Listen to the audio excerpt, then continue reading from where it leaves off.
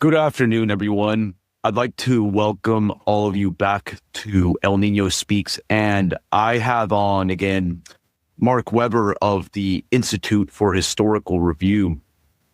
Last time, Mark, we were discussing American exceptionalism, and towards the end, we were able to neatly segue into the topic of today's discussion about the failures of multiculturalism, because it's generally assumed that, like, when you have like the framework of American exceptionalism, that the U.S. is just completely exempt from the rules of basic statecraft. But you argue otherwise. And in this case, you wanted to use a concrete historical example of Ottoman Turkey to demonstrate the pitfalls of multiculturalism.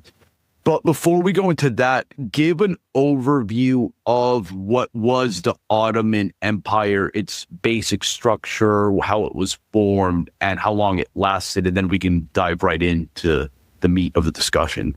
Right. I think it's worth introducing all of this by talking about how Americans see our own country. Up until the 1940s or 50s, the American people and people around the world basically assumed America is a white country, a European country. That's what the founders of America wanted. They wanted a white republic.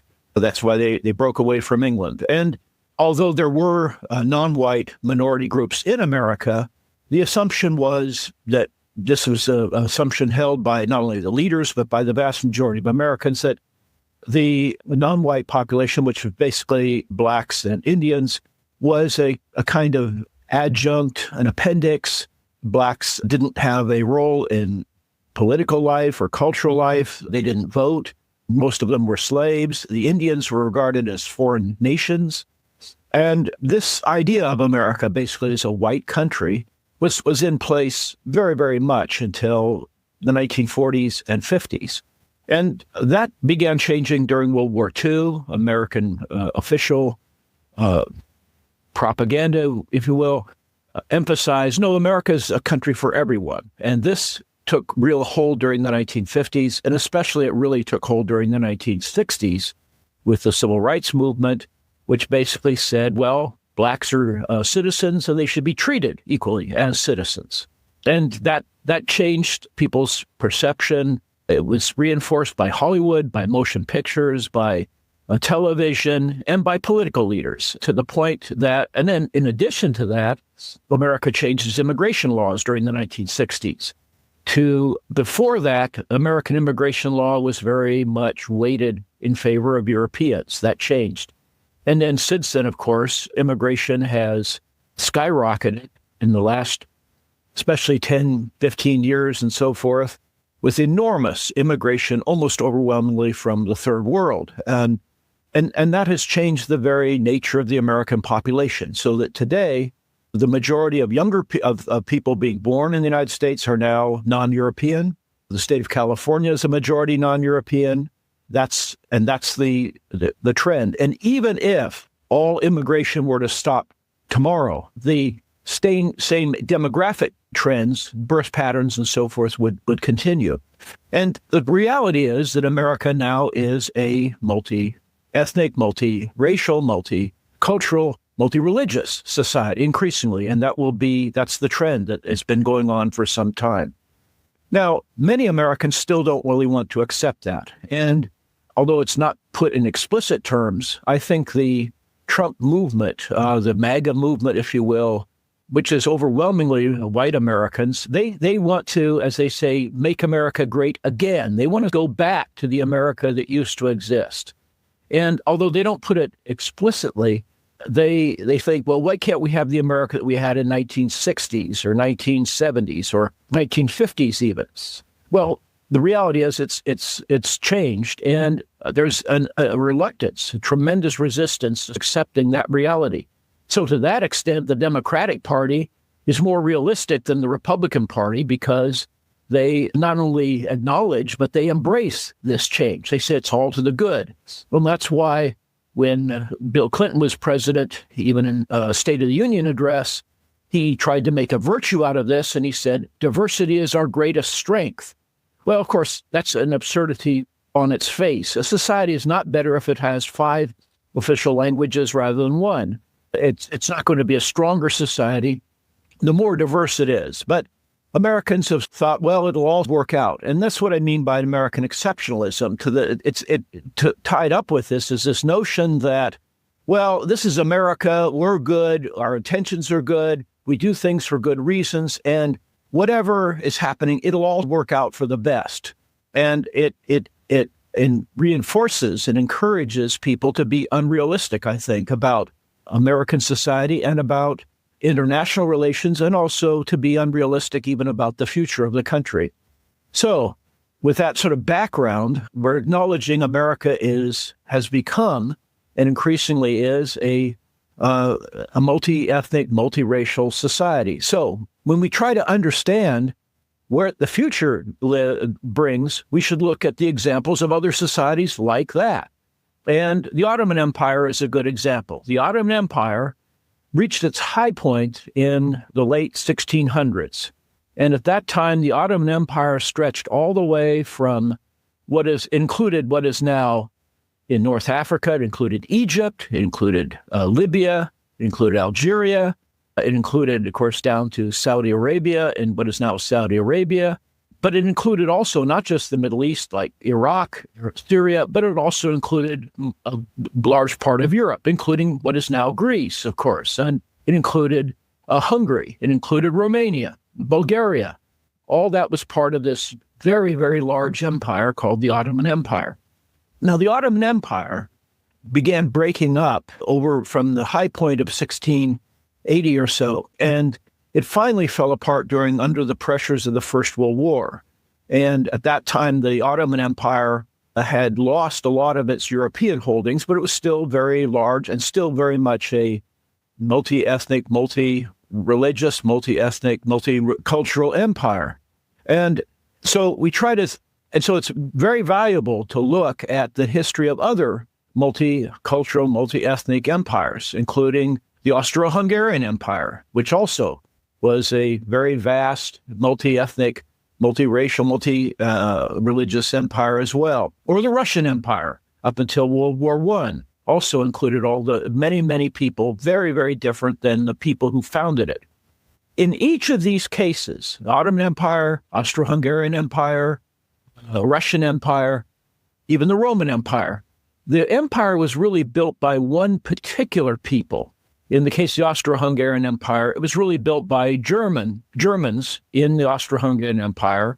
In the Ottoman Empire, it was really built by Turks. It was a Turkish empire. But as it became more and more an empire, and including more and more people, it began being less Turkish and trying very much to be adapting and taking into account many other groups and many other people, especially the Arab population of the Turkish Empire.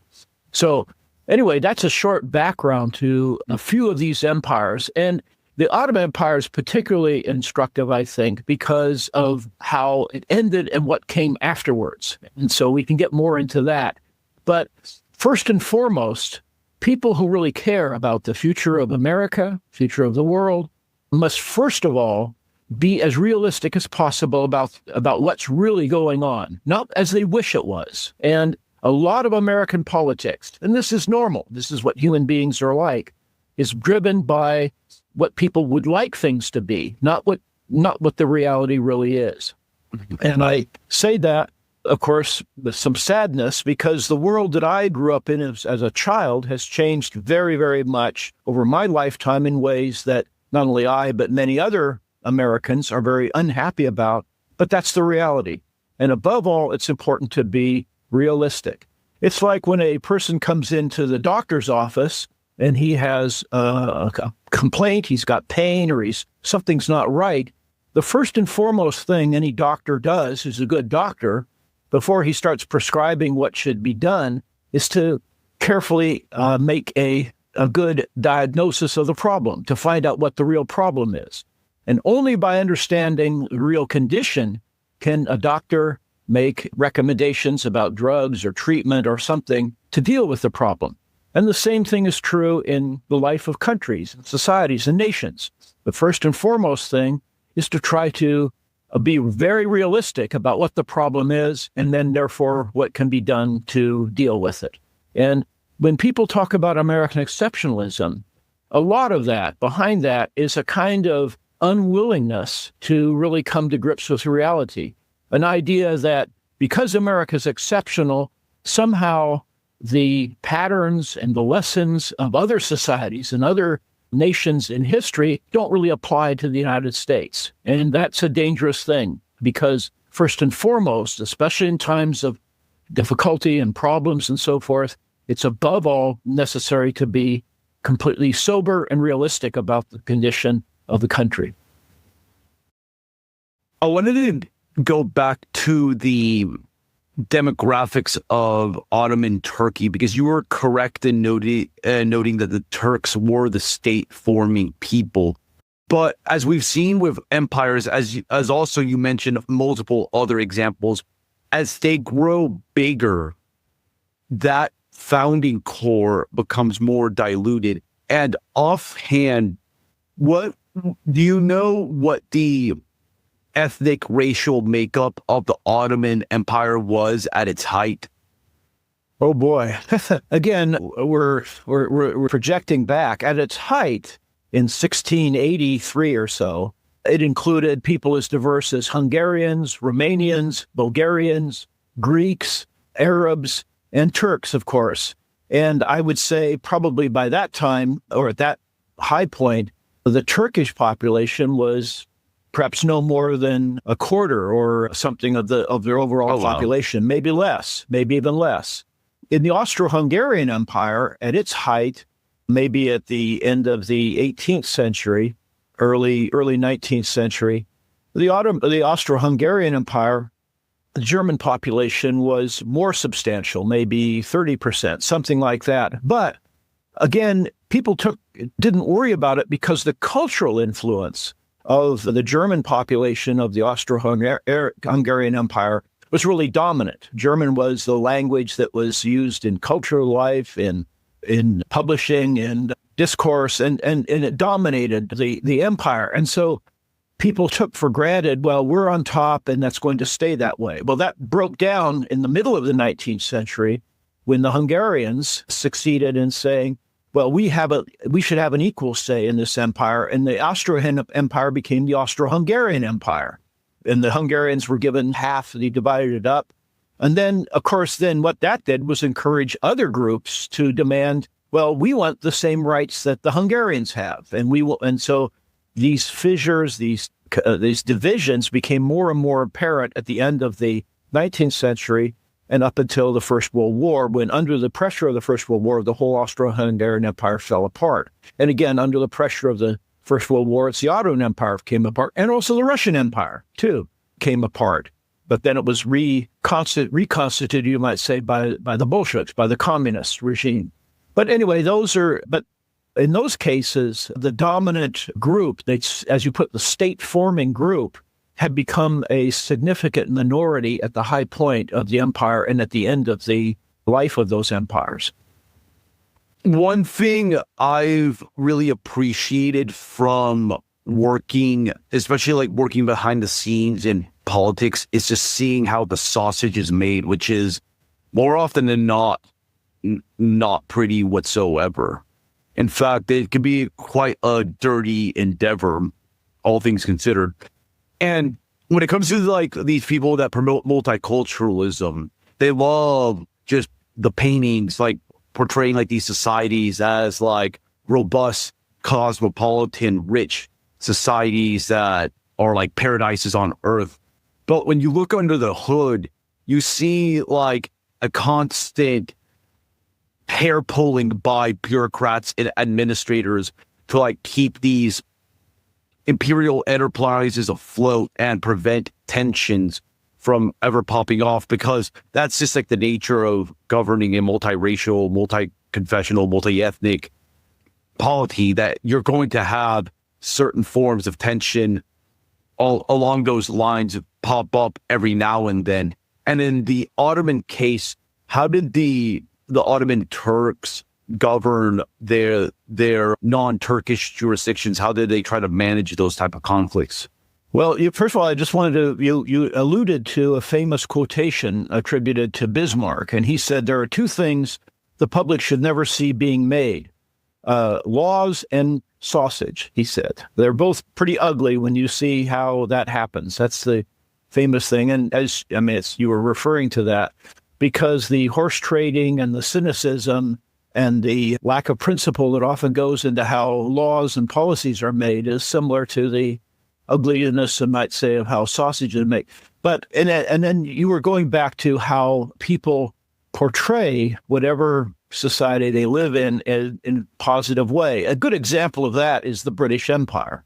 The British Empire, I remember during the 1930s, especially, there was a whole range of motion pictures put out by Hollywood that were glorifications of the British Empire.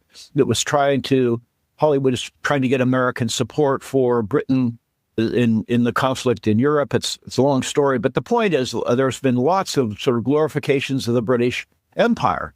And not only was the British Empire portrayed in this very positive way, all the underlying divisions and violence, you might say, and other problems of the British Empire were just swept under the rug. The assumption was the British Empire is a mighty colossus, and it's going to stay that way into the future. Well, the British Empire reached its height maybe in 1939, you might say. I'm just picking a date that's probably as valid as any. But 10 years later, the British Empire was essentially gone under the pressures of the Second World War and so forth. And again, people have a tendency to, when they look to the future, to assume or want to believe that the future will be a continuation of the high points of the present. And that's very, very misleading. And if we know anything from the past 100 years or so, it's how drastically things have changed over the last century. Now, going back to the Ottoman Empire dealt with these divisions in a very unusual way. They allowed tremendous autonomy, not by region or by nationality, but by religion. And that's one of the reasons why religious life in Eastern Europe is different than it is in Western Europe.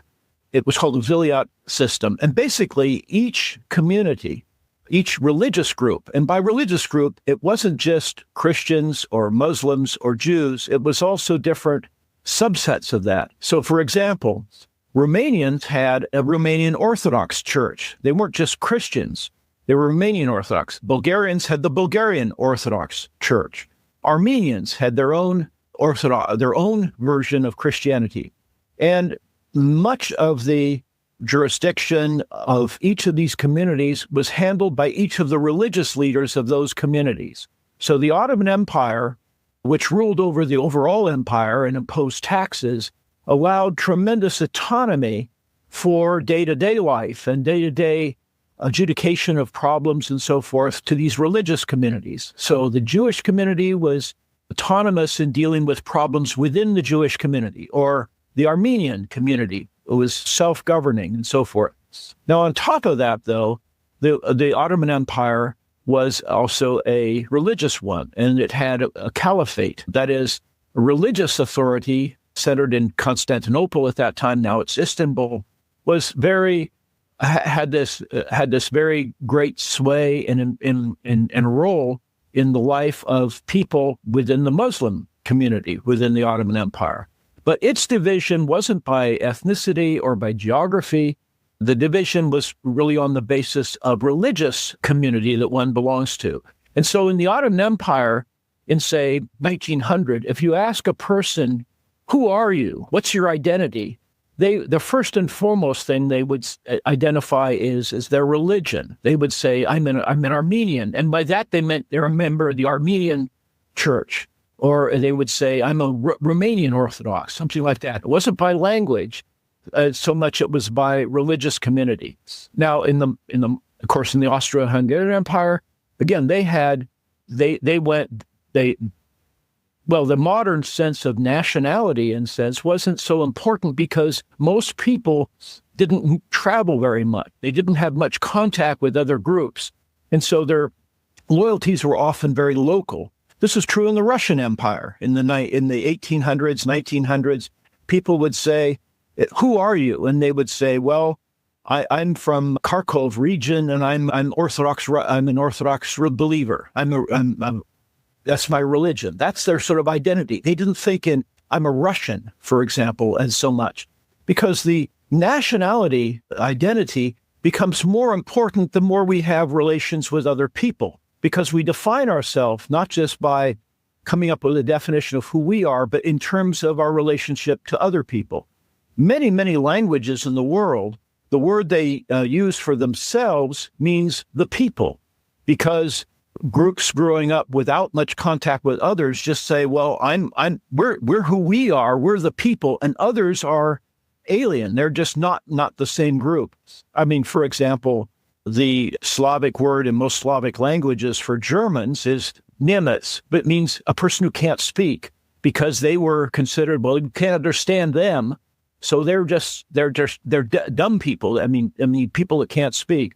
Or for the ancient Greeks, they knew who they were. They're Greek, and everyone else were barbarians, because it was a kind of play on the fact that they thought foreigners just talk like blah, blah, blah, blah, blah, blah, like that. And so that's where barbarian comes from. Anyway, my point is that the more we have contact with other people, the more when we're conscious of, a group is conscious of its own identity. But anyway, that's how the Ottoman Empire organized things. It did so on the basis of religious community, with an overlay of this caliphate, which was, of course, Turkish run and Turkish thing, but they didn't impose Turkish cultural life in the same way that other societies might try to do that in their empire, say the British Empire. The British Empire had a sort of idea that, well, the British way of doing things is the right way of doing things, and they tried to impose that on the subject peoples of the British Empire. Throughout the Ottoman Empire's vast history, were there any notable cases that it became clear that ethnic strife was just going to unravel the entire imperial machine? What were the most notable incidents of that? Well, it became more and more obvious as the European powers, the British and the French particularly, but also the Russians and the Austrian Empire, began taking parts of the Turkish Empire. But one of the crucial points that made everybody sit up and take notice was when the Greeks fought in the early 19th century for their independence from the Ottoman Empire. And the Ottoman Empire reacted to Greek demands for independence or for autonomy pretty ruthlessly. And this got a lot of sympathy from people in Western Europe, particularly in Britain. And they made a big point of how barbaric the Ottoman Turks are. And there was a lot of sympathy for Greece. I mean, there's Lord Byron, the British English poet. He went to Greece. He died there. He was a kind of champion of Greek independence. And of course, there was a lot of wishful thinking in that too. The British, the English sort of glamorized the Greeks, assuming or with the idea that the Greek fight for independence was kind of upholding the ideals of ancient Greece and the Hellenes, the period of the Parthenon and Aristotle, and anyway, the ancient Greek heritage. But my point is, when Greece broke away, when Greece finally won its independence with pressure from the European states, that was a real sign for many people in the Ottoman Empire that they were really backward. They were not going to be able to hold up against the increasing pressure of Britain, France, Russia, Austro-Hungarian Empire. And they began taking away parts. And so the Hungarians broke away, more and more. The Romanians broke away. And by the beginning of the First World War, the Ottoman Empire had lost a lot of its territory, largely not just because the peoples there were rebelling against Ottoman rule, but also because they were supported in this by outside powers. And so during the late 19th century, the Ottoman Empire was often referred to as the sick man of Europe. And the Ottoman Empire wasn't able to adopt. It wasn't as modern as the other countries that they were competing against. They didn't innovate as well. And and again, this is a problem of societies that are multicultural, multi-ethnic, that used to be very powerful. There's an assumption by people that well, we were great once, and so we don't really need to change. We just have to hold on to who we are because we're really great and powerful. And that's often throughout history a very common recurring theme, that the Chinese were like this. The Chinese Empire, the Chinese imperial rule, the Chinese had been so powerful and so enduring for so many centuries that they thought, well, we shouldn't change. We're great. We're a great civilization. And they weren't nimble enough. They weren't adaptive enough to modern conditions. And the British Empire, I think, did the same thing.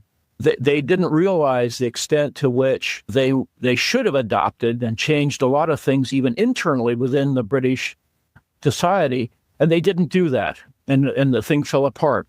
And I think there are parallels with America today. Many Americans think, well, how do we just get back to the way things were during the 1950s, 60s, 70s, when America was tough, when we were a kick-ass country? Well, there's some specific reasons why America had this dominant role in the world in the 50s, 60s, 70s, and 80s that's not coming back. The big reason is, there's two big reasons. The first is, after the end of the Second World War, the rest of the world was on its back, had been destroyed in the war. Japan, China were in ruins in war. Europe was devastated. And the United States was the dominant economic power in the world, financial power, military power, in a way that it was an artificial situation. It wasn't going to stay that way. And today, the rest of the world has built up. I mean, most notably, of course, China has become this very, very formidable rival of the United States because it's built up from the ruins of the Second World War and the communist rule and so forth. Anyway, it's now an important rival. And many Americans don't want to accept that. They believe, you hear this all the time, that, well, if only we could get back to the America of the Kennedy years or something, or go back to the days when Eisenhower was president or Ronald Reagan was president, when America was tough and confident and so forth. So internationally, that reality has changed. The other thing that's changed, of course, is the population of the United States has changed. Demographic.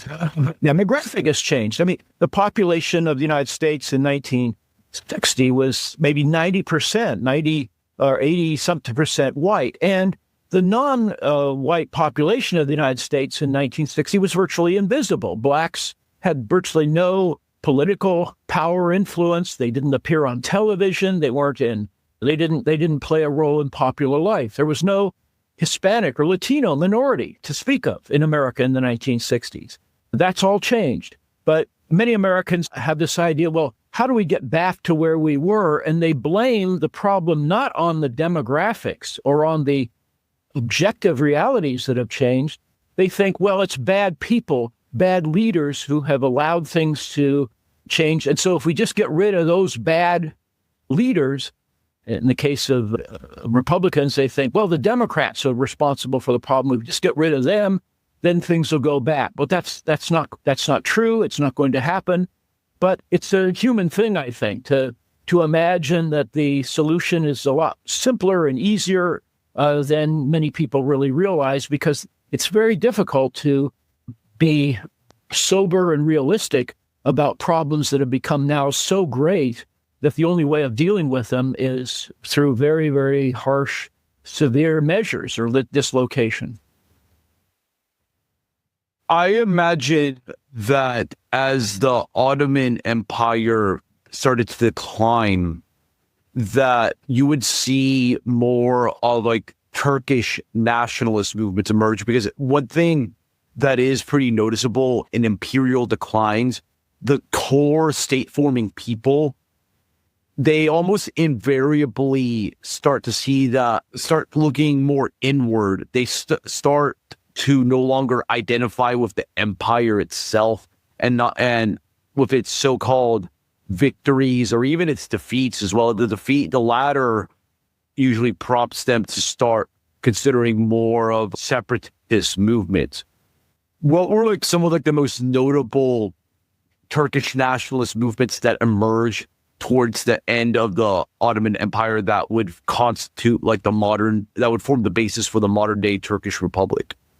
Well, as the Ottoman Empire became more and more obviously unable to compete well with the rest of the world in the 19th century, a movement within the Ottoman Empire grew up called the Young Turks.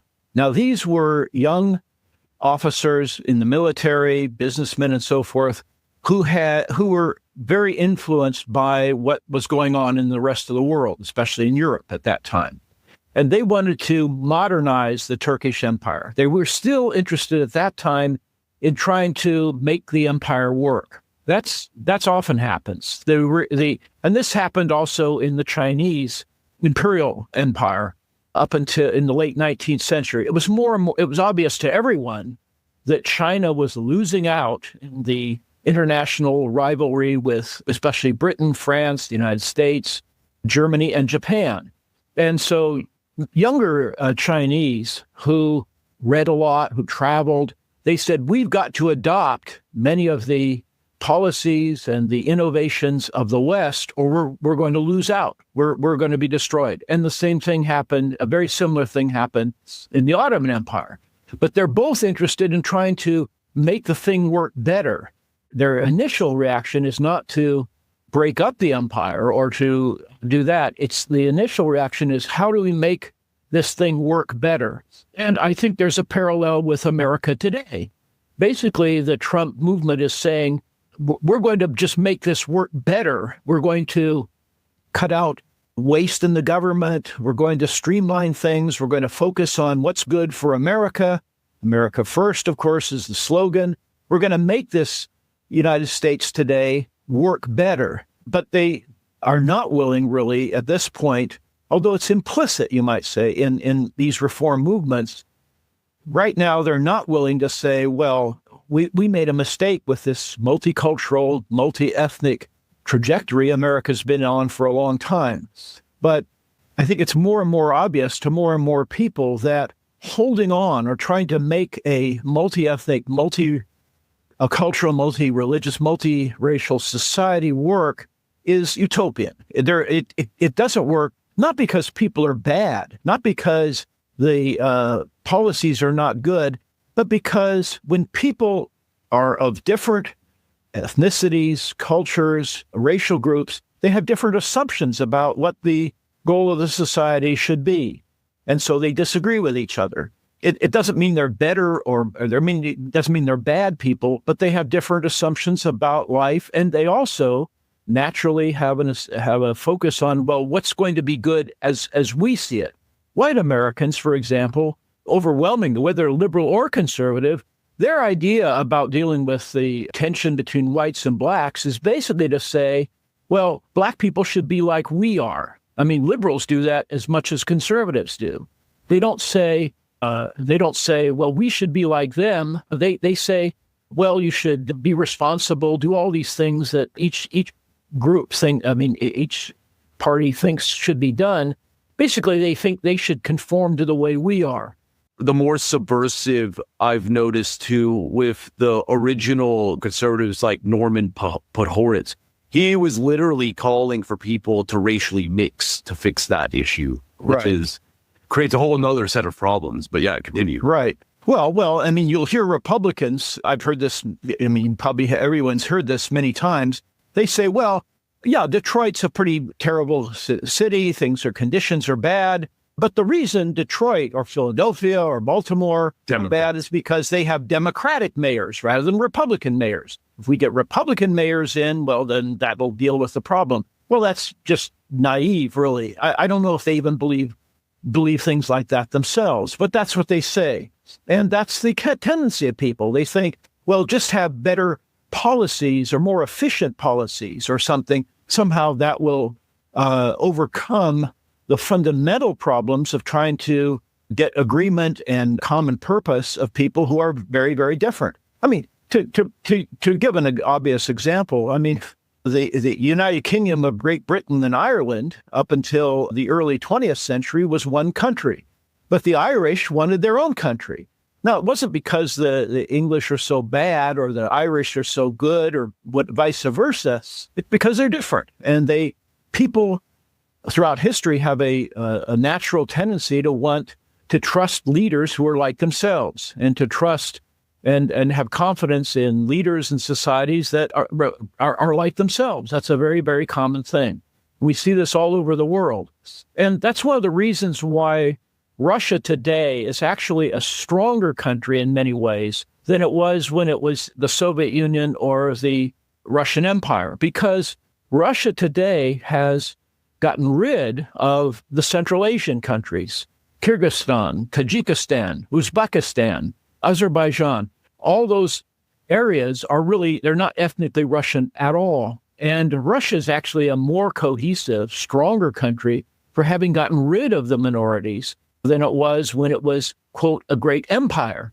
Because building an empire, just acquiring more territory, doesn't at all mean that a society is stronger internally or healthier. It just means it's an expression of power, not the source of power. I mean, and we've talked about how President Trump has praised in his inaugural address, praised President McKinley. And McKinley was probably most famous for being the president when the United States went to war against Spain.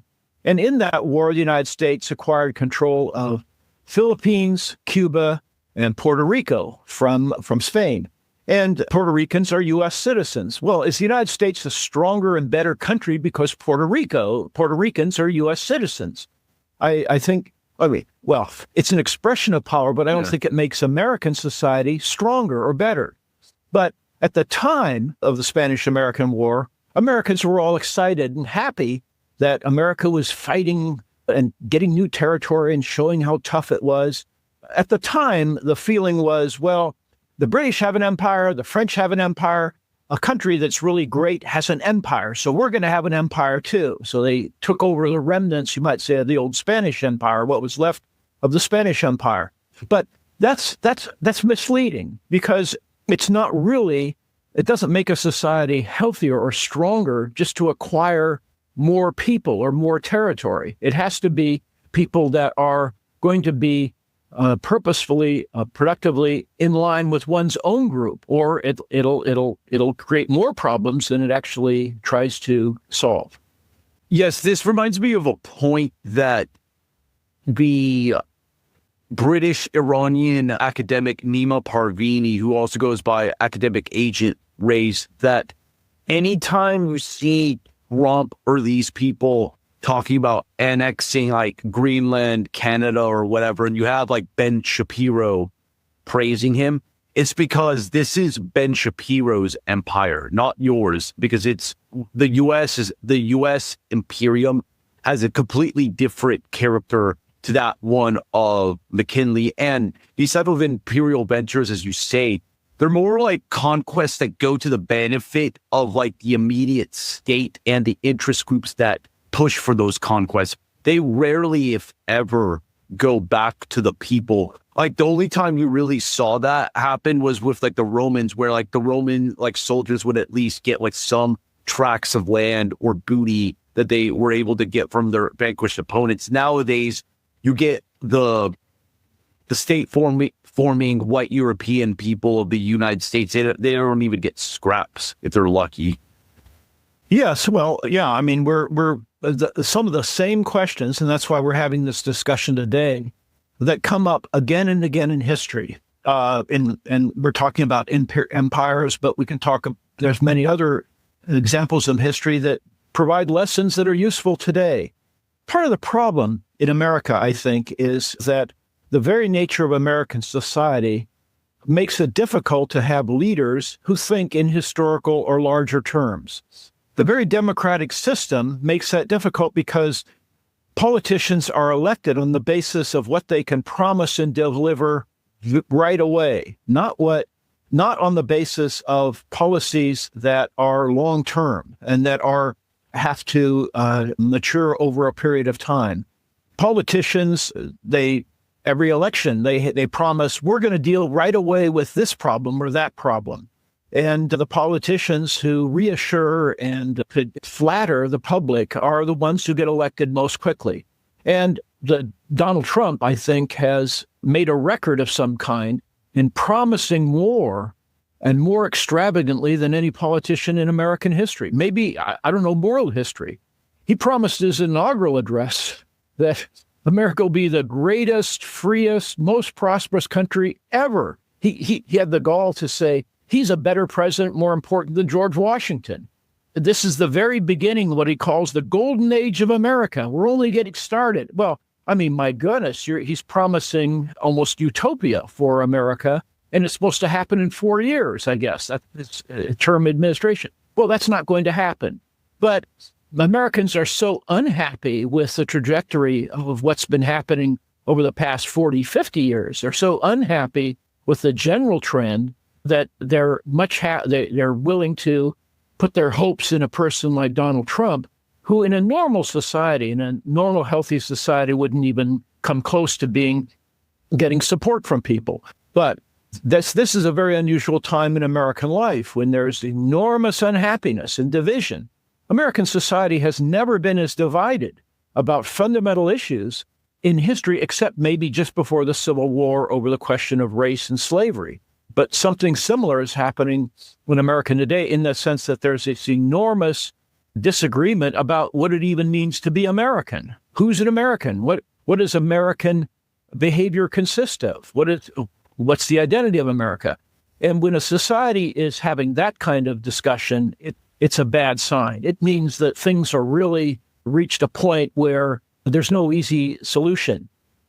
Problems can be dealt with by a cohesive society, a society that shares the same culture much more easily because people agree about the fundamentals. They agree about who we are. Americans don't agree about who we are. Who is an American? What does it mean to be an American? Those are fundamental questions, and those are characteristic problems of a multicultural, multi-ethnic racial empire, as we've talked before about the British Empire, the Ottoman Empire, the Austro-Hungarian Empire, the Russian Empire. And so it's all the more pertinent, all the more timely to look at the trajectory, the history of these multi-ethnic, multicultural empires of the past to try to learn what we can do here. But Americans don't. They want fast relief. They want the problems dealt with quickly. Well, these problems are very, very entrenched, deep-rooted problems, and they're not going to be dealt with quickly. Whatever you think the problem is, these are very, very deep-rooted ones, and they're not going to be dealt with just changing an administration. Donald Trump seems to think that just getting him in the office is going to deal with all of this. And right now, it's been, 2 months since he took office. His supporters are still exuberant because there's been a lot of action. There's been a lot of executive orders, and there's been a lot of things happening. But the fundamental problems that have led to the situation in America we have today have not gone away, and they will reoccur. They will resurface in the year ahead and the 2 years ahead, especially maybe the second or third year of the Trump administration. We'll see the reawakening of these fundamental problems of race, ethnicity, and so forth that have, for the time being, just been swept aside. I want to go back to Turkey because this is one thing I find fascinating, but just owing to the fact that history has shown that empires and even peoples come and go, and some just disappear into the ether. But with the Turkish case, what I find rather fascinating is how, despite the Ottoman Empire collapsing, the Turkish people were able to reconstitute themselves and build a Turkish republic that is now, in the present, a respectable middle power in an increasingly polar world. How did that process come about? What led to Turkey at least having somewhat of a smoother transition and at least keeping its identity after its imperial collapse? Well, it's to understand that, and this is very important, and I think it offers a very instructive, helpful guide for the future. We have to look at the life of Kemal Ataturk. He's called Kemal Ataturk. He's the person who is more than anyone else responsible for the modern Turkish state. He was an officer in the Ottoman Empire. He was actually born in Salonika, or Thessaloniki, the Greek city. But he was Turkish. He was born there, and he became a high-ranking officer in the Ottoman army and was an important commander during the First World War when the Ottoman Empire was allied with Germany and Austro-Hungary. But he was aware of these problems. He was one of these who wanted a more modernized, efficient Ottoman Empire. But the Ottoman Empire began breaking apart during the First World War. That's often happens. It takes some cataclysmic, some major thing to finally bring down multi-ethnic empires, and they break down along the fault lines that are already in place. But he was first and foremost a Turk, and he emphasized as the empire thing that what has to happen, and he got more and more support as it was obvious the Ottoman Empire was fading away, for founding a Turkish national state. In other words, Turks had to change their whole way of thinking about themselves. They're urging Turks to think of themselves as Turkish, not as the inheritors of this big empire. And out of the wreckage of the Ottoman Empire came the Turkish Republic, a national state that and with the idea that we will make this as Turkish a republic, as ethnically Turkish as possible. And that meant a large-scale movement of populations. At the end of the First World War, this was actually approved by the League of Nations, a kind of forerunner of the United Nations. There was a massive transfer of populations of ethnic Greeks from the territory of what is now Turkey and going to Greece, and of Turks who lived in what is now Greece, who were transferred to Turkey. In addition to that, there was a large-scale both displacement, forced and voluntary emigration of a very large Greek population in what is now Western Turkey, along the coast, along the Mediterranean. And those people were driven out or fled from Turkish rule as the Turks took possession of a large area of Western Turkey that was very heavily culturally and ethnically Greek. The city of Izmir used to be the Greek city of Smyrna, for example. And it was a largely Greek city. But anyway, those things changed. And that's what happens whenever there's huge changes like that historically in these empires. It means large-scale movement of people to create states. I mean, another example, too, is, of course, the founding of the Jewish state of Israel. Meant forcing, displacing, pushing out people, the Arab population, to create as a cohesively, ethnically, a Jewish state rather than a multicultural one. That is a state of Arabs and Jews. But that's what happens in these kinds of situations. And something similar, I mean, you could say unofficially something like that is happening already in America. Over the last 40, 50 years, millions of white Americans have moved from cities that were once overwhelmingly European because as non-whites have moved in, white people have moved away. Now, they don't put it in racial terms, but that's what it ends up being. They'll say, well, there's more crime or the schools aren't as good. And so as Detroit became less and less a white city, whites moved out and moved to the suburbs, and the black population of Detroit increased. And a pattern like this has been happening all over the United States for years now. White Americans will move away from areas that are not neighborhoods and not cities that they feel comfortable in. And again, in America, people are very reluctant to think in these larger terms. They put it in individual terms. They'll say, well, this neighborhood isn't as nice as it used to be. And, that's true, but that's not, something bigger is happening when we look at it from a longer, bigger point of view.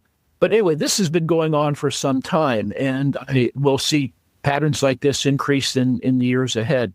But anyway, going back to the Ottoman Empire, the most striking thing is the purposeful, conscious way that the Turkish national movement, led by Kemal Ataturk, was able to, from the wreckage of the Ottoman Empire, build a coherent, cohesive Turkish ethno-national state of the Republic of Turkey, which has, as you say, it's a successful society. I mean, it has problems like all countries, but it's remarkable. It endured remarkably well, and certainly much better than the old Ottoman Empire did in the 19th century.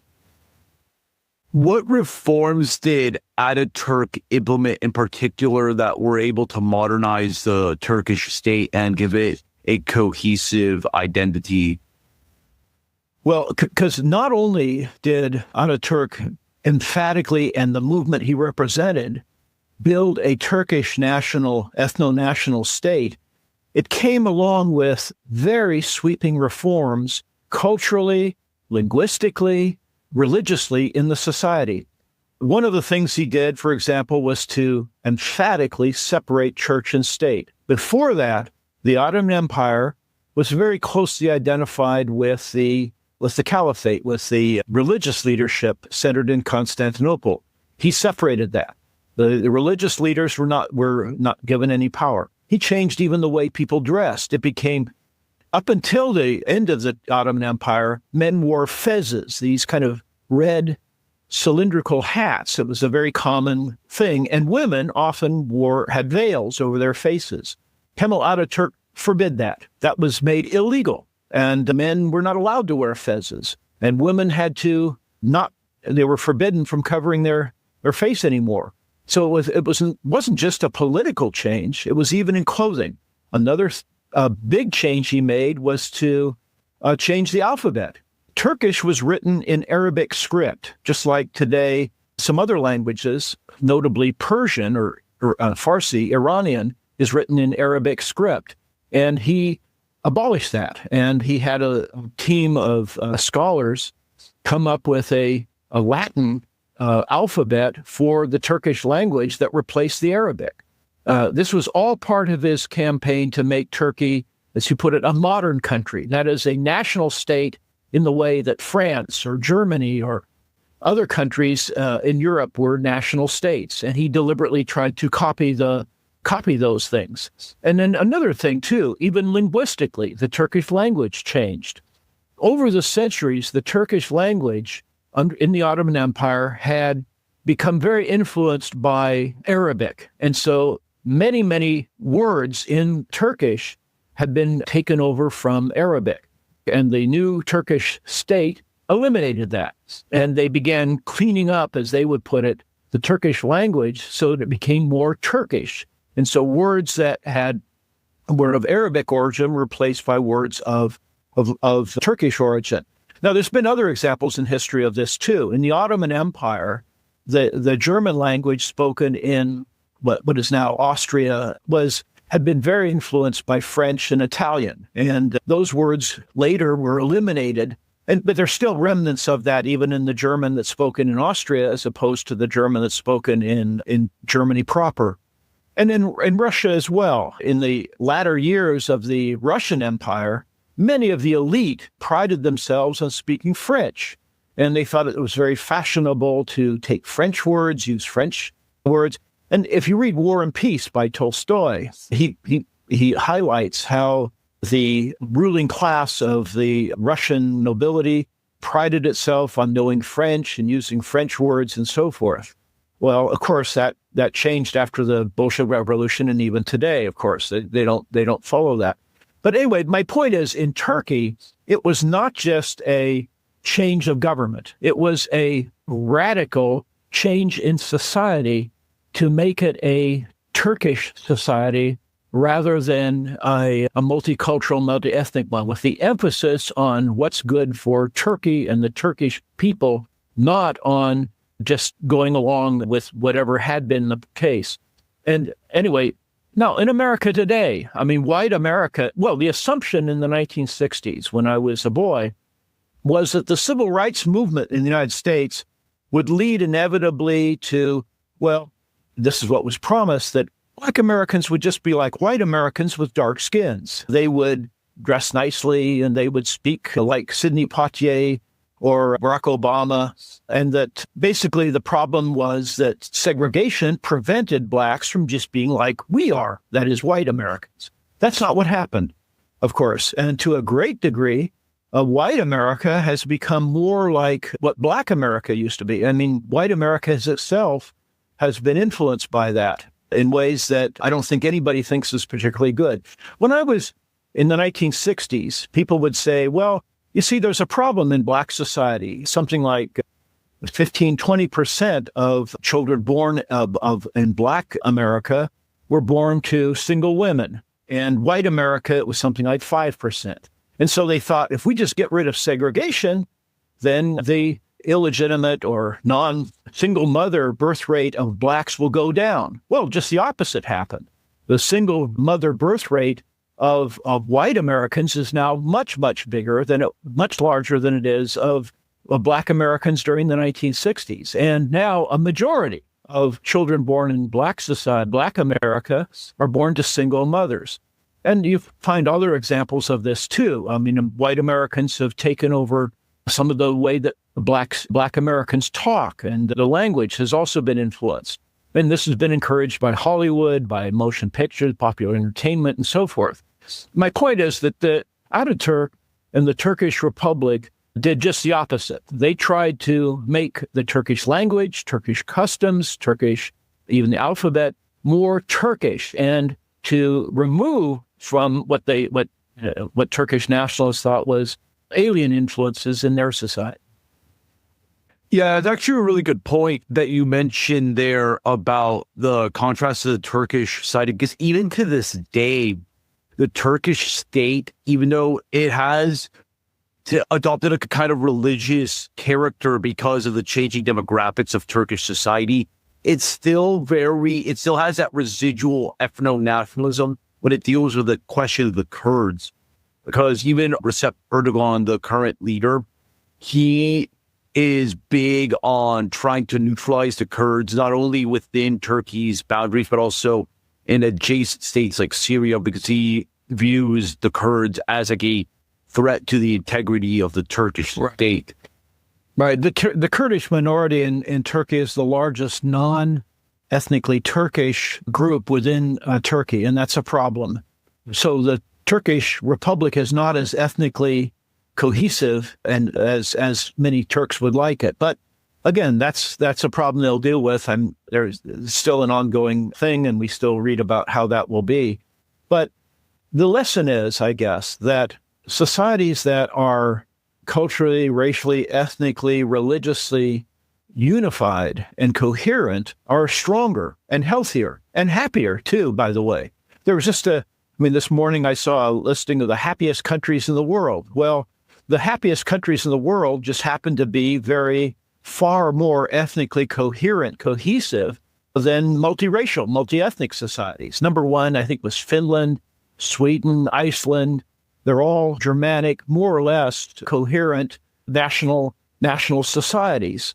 And you don't find it and it's one of the odd things that liberals talk about, the wonders and the greatness of multi-ethnic, multicultural societies, but very few of them actually went to live in such societies. I mean, nobody thinks South Africa is the best model for America because, well, it's a multi-ethnic, multiracial society. The societies that everybody prefers are actually the societies that are monocultural. They're as cohesive as possible. And because such societies are able to solve problems better because there's a consensus about the fundamentals of identity and purpose in a way that's not possible in a multi-ethnic, multicultural society. Just a final question here. It's easier to talk about like the problems we have and kind of analyzing them, but the most difficult part is building the solution. How do you think this problem is going to be solved? Do you see it as like an issue of national politics, or will reform-minded, like nationalist people have to attack this issue on a more local level and then it coalesces into something bigger like that spans the entire nation? How do you see this change being brought about in the context? One thing is, I think, abundantly clear to anyone who is paying attention, and that is the trajectory and the ideal of multiculturalism, multiracialism, equity, and so forth has failed. And it's now the acknowledgement that is wrong and has failed is now widely accepted in a way that would have been astonishing 10 or 20 years ago. This is happening not only in the United States, but all over Europe. There's a realization now that the path that Western liberal democratic societies had been on since the end of the Second World War, and particularly during the last 20 years, has led to greater problems and incoherence and division, and that has to stop. The Trump movement is really a reaction against that. It's a reactionary movement. His vision of the future of America is not fundamentally different. He still, and the Trump administration still holds on this idea it can all work out in spite of all of that. And that's why there's a parallel between this and, you might say, the so-called Young Turk reform movement within the fading Ottoman Empire. But I think it will become more and more clear as in the next 5, 10, 15 years that a more robust, more positive affirmation of the importance of ethnicity, race, culture, religion, that will become even more apparent, I think, in the years ahead. Because right now it's very, very confusing situation for people because there's not even really an agreement about what went wrong. The Republicans blame it on Democratic leaders and policies, and the Democrats blame the problems on the stick-in-the-mud resistance of fascists, as they call it. But neither explanation is really accurate. But I definitely see, after it becomes clear that Trump's policies are not going to bring in the golden age of America, the problems will still persist. The huge inequities, the huge differences between different racial groups in America will persist. And out of that will come a greater awareness racially, culturally, and so forth, because Americans increasingly are asking these fundamental questions, who's we really? And then drawing lessons from that. But so this will happen both on a cultural level, intellectual level, but it will also happen on a local level. And on the local level, that's already happening to a great degree. But we'll see even more of that, I think, in the years ahead. Well, this was a great discussion, Mark. Thank you so much for coming on again. And yeah, as always, feel free to promote what you're doing these days at IHR. Yes. Well, I want to make a plea for viewers, listeners to check out our website, ihr.org. There's a great deal of material on so many aspects of what we talked about today. Although today we talked about things that are not dealt with as much by us and by others as probably should be. But please check out our website, which is updated routinely. And we have a tremendous also archive of material which helps make sense of what's going on today, because it has a pretty comprehensive look at what's happened in our past, in our history. Fantastic. And to my audience, thank you again for tuning in. And with that, El Niño has spoken.